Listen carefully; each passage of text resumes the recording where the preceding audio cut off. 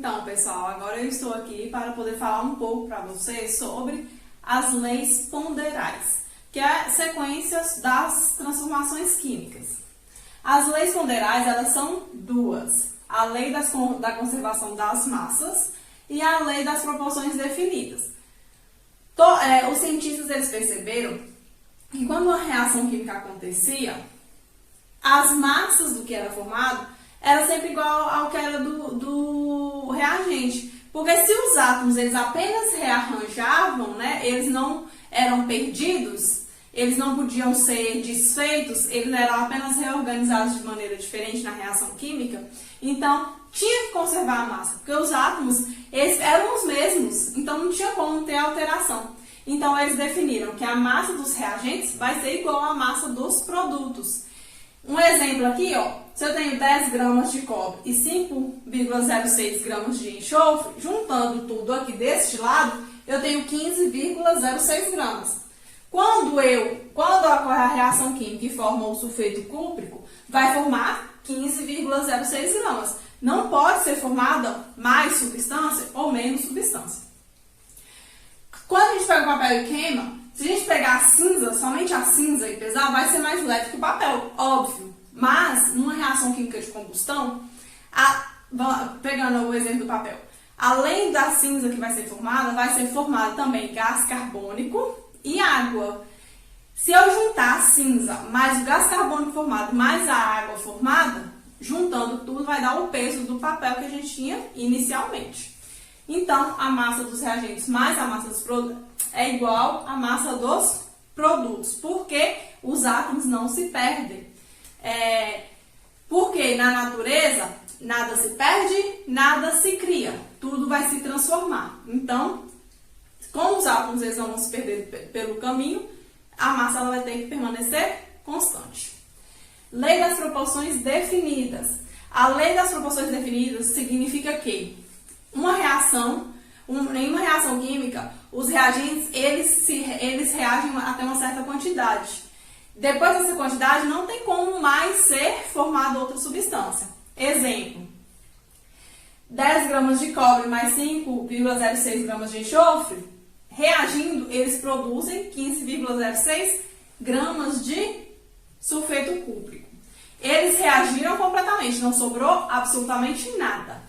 Mas vamos supor que aqui eu continuo colocando 10 gramas de cobre, só que aqui ao invés de colocar 5,06, eu vou colocar 7,06 gramas de enxofre. Só que eu sei que o enxofre ele só vai reagir 5,06. Ou seja, na hora de formar aqui, ó, os produtos, vai formar os 15,06 gramas de enxofre cúprico, mais, aqui ó, 7,06 menos 5,06 vai sobrar 2 gramas, mais 2 gramas de enxofre. Então, nesse caso, as proporções elas são definidas. Se eu dobrar aqui ó, para 20 e aqui para 10,12, aqui vai formar 22,12. Então, se eu dobro as substâncias, os produtos também vai ser dobrado. Se eu triplico o valor aqui das substâncias, também vai ser triplicado. Se eu triplico apenas um, o outro vai reagir somente àquela quantidade que ele permite. O restante que sobrar vai para os produtos como a sobra. Então, aqui, ó, que eu coloquei 10 gramas, aqui 7,06, só que aqui com o cobre só vai reagir 5. Se vai reagir só 5,06, sobrou 2. Os 2 gramas eles saem. Então, as proporções definidas é isso. As substâncias elas vão reagir até uma certa quantidade. Se sobrar, elas vão para o produto na forma mesmo de sobra. Se eu dobrar todos os valores, os produtos também vão ser dobrados. Se eu triplicar, vai ser triplicado. Se eu reduzir pela metade, os produtos também vão reduzir pela metade. Então, sempre as proporções elas vão ser definidas. E aí a gente vê o balanceamento. O balanceamento, como eu já tinha falado um pouquinho para vocês, é a gente igualar os átomos do lado dos reagentes com o lado dos produtos. Porque, como a gente já viu aqui pelas leis e que eu já tinha falado, os átomos eles não vão se perder aí no caminho. Eles têm que formar os produtos. Então, se aqui, por exemplo, eu tenho um átomo de ferro, aqui também eu teria que ter um átomo de ferro. Só que aqui eu tenho 3 átomos de ferro. Então, o que acontece? Ferro foi formado? Não. É porque, na verdade, essa equação não está balanceada. E a gente precisa balancear. Como que nós vamos balancear? Nós vamos pegar elemento por elemento e ver a quantidade de um lado e do outro e tentar igualar. Colocando os números aqui na frente. Eu nunca vou colocar aqui, ó. Porque os números aqui, eles pertencem à substância, tá? Eles pertencem à substância. Essa substância é FeS2. O átomo de ferro tem ligado 2 enxofre. É essa substância. Quando eu coloco aqui, eu altero a quantidade dela. Se eu tinha aqui, quando não tem nada, é 1. Se eu coloco 2, significa que eu vou ter 2 substâncias dessa. Se eu coloco 2 aqui, vai ser 2 substâncias de oxigênio, tá? Então, por isso, a quantidade a gente vai colocar na frente das substâncias. O oxigênio e o hidrogênio a gente deixa por último, viu? Então, vamos começar aqui, ó, pelo ferro. O ferro aqui ele tem 1 e aqui ele tem 3. Para igualar, eu vou ter que igualar igual ao 3. Então, eu venho aqui na frente do ferro e coloco o número 3. Então, aqui eu tenho 3 ferros agora e aqui eu também tenho 3 ferros. Igualou. O próximo que a gente vai tentar igualar é o enxofre. Que aqui eu tenho apenas um enxofre. Quando não tem nada aqui embaixo, vai ser 1. Esse 2 pertence ao oxigênio, tá? Da mesma forma aqui, ó. Esse 2 pertencia somente ao enxofre, não pertencia ao ferro. Por isso eu coloquei o 3 aqui na frente para ficar 3 e 3. O enxofre aqui tem 1 e aqui eu tenho 2 vezes 3, 6. Quando eu coloco aqui na frente, esse número ele pertence aos 2, viu? Então, aqui vai ser 3 vezes 2, 6. Aqui eu só tenho 1. O número que multiplicado por 1 vai dar 6, vai ser o 6. Então, para igualar enxofre, aqui eu coloquei 6. Igualou enxofre e igualou ferro. Agora, a gente vai ter que igualar oxigênio. Então, vamos contar oxigênio. Aqui eu tenho 2. E desse lado de cá, aqui eu tenho 4. Aqui eu tenho 6 vezes 2, 12. 12 mais 4 aqui, 16. E desse lado eu só tinha 2. Aqui, no caso, eu tenho que pegar 16 dividido por 2. Porque se eu já tenho 2 oxigênios aqui, né? Significa que aqui eu tenho 2 moléculas de oxigênio. 2 átomos de oxigênio. E eu preciso de 16. 16 dividido por 2 vai dar 8. Então, 8 vezes 2, 16. Vamos ver se igualou. Ferro 3, enxofre, 3 vezes 2, 6, aqui eu tenho 6, e oxigênio, 8 vezes 2, 16. Aqui eu tenho 4, 6 vezes 2, 12, 4 mais 12, 16. Então, assim vocês vão colocando os números na frente, tentando igualar átomo por átomo. Nesse caso aqui, ó, eu coloquei só para vocês verem como é que a gente faz quando uma substância ela está entre parênteses. O que a gente vai fazer? Quando a substância está entre parênteses, esse 2 aqui, por exemplo, ele pertence tanto ao oxigênio como ao nitrogênio. Então, esse 2 ele pertence aos 2 elementos que estão dentro do parênteses. Igualando. Vamos começar, ó, o AG, a prata. Tem um aqui e um aqui. Por enquanto está igual.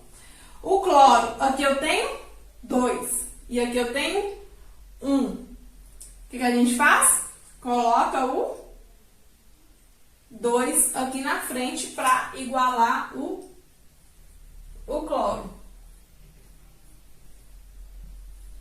Para igualar o cloro, eu coloco 2 aí na frente. Então, aqui eu tinha 2 cloros, aqui eu tenho 2 cloros. A prata, aqui era 1, né? Só que agora ficou 2. Então, aqui a gente vai ter que colocar 2 também para poder igualar, tá? Então, aqui eu tenho duas pratas. 2Ag, 2Ag. O cálcio, aqui tem 1 e aqui tem 1. Nitrogênio. O N, ó, aqui eu tenho 2 nitrogênios, certo? Aqui eu tenho 2 vezes 1 aqui, 2 nitrogênios também. E agora, resta a gente saber se oxigênio está certo. Oxigênio aqui eu tenho 3, vezes 2 que eu coloquei na frente, 6. Aqui eu tenho 2, vezes 3 que já tem aqui, 6 também. Então, aí fica certo o balanceamento. Todos os elementos estão iguais, tanto no reagente como no produto.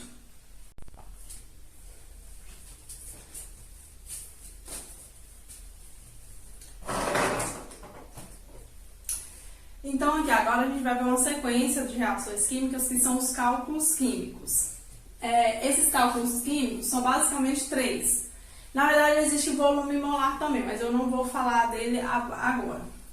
Então, aqui a gente tem a massa atômica. A massa atômica é aquela massa que a gente encontra na tabela periódica que é referente a um átomo daquele elemento. Então, por exemplo, o carbono, ele é encontrado na natureza como carbono 13, 14 e 12. 12, 13, 14. Quando se faz a média, a gente chega na massa 12U, que é a massa do carbono. O oxigênio, da mesma forma, ele é encontrado em algumas maneiras, quando a gente faz a média de suas massas, dá 16U. Então, SU é a unidade de massa atômica. Carbono 12, 16U. Quando a gente vai na tabela periódica, lá já está relacionado a todas as massas de todos os elementos. A massa molecular ela é a massa de uma molécula. É quando a substância, os átomos, elas formam substâncias e aí a gente calcula a massa referente àquela molécula. Essa massa ela é dada em unidades de massa atômica também. Então, por isso, vai ser a mesma unidade. Só que aqui é referente ao átomo sozinho e aqui é referente ao átomo formando uma substância, uma molécula. Então, aqui na molécula de água, H2O, o átomo de hidrogênio, a massa é 1. 1 vezes 2, coloquei aqui. Mais a massa do oxigênio, que é 16. Aí eu coloquei aqui. Então, multiplicando 1 vezes 2 vai dar 2. Mais 16, eu vou ter 18 unidades de massa atômica. Então, aqui, a massa molecular da água é 18. Então, no gás carbônico, nós temos o carbono 12, né? A massa dele é 12. E o oxigênio, eu tenho a massa 16. Vezes 2, então aqui 16 vezes 2 dá 32. Mais 12, 44U. Na massa molar, nós vamos fazer o cálculo igual à massa molecular. A diferença da massa molar para a massa molecular é a unidade, que aqui na massa molar, a unidade é em gramas por mol. Mol significa a quantidade de matéria que tem em uma substância. Eu coloquei para vocês lá no material o número da constante de Avogadro, que é 6,02 vezes 10 a 23 átomos ou moléculas ou espécies que existem ali dentro daquela substância. Então, 1 mol vai ter essa quantidade. Então, a massa molar é referente à quantidade em gramas por mol, ou seja, para 1 mol, quantos gramas vai ter aquela substância.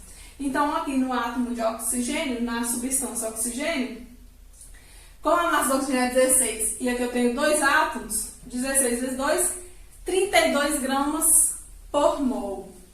Aqui na massa da glicose, nós vamos pegar carbono, como são 6 carbonos, nós vamos multiplicar o valor do carbono por 6, mais a massa do hidrogênio, que é 1, vezes 12, porque são 12 hidrogênios, mais a massa do oxigênio, que é 16, vezes 6, que é a quantidade de oxigênio. Quando nós fazemos essas multiplicações e somamos, a massa da glicose vai dar 180 gramas por mol. E aqui na massa da água, nós temos que a massa do hidrogênio é 1 vezes 2, 2, mais 16 do oxigênio, 18 gramas por mol. Aqui a gente consegue ver que é a mesma massa, tá vendo? Só a unidade que ela diferencia. Na massa molecular, é a massa para uma molécula. Na massa molar, é a massa referente a 1 mol.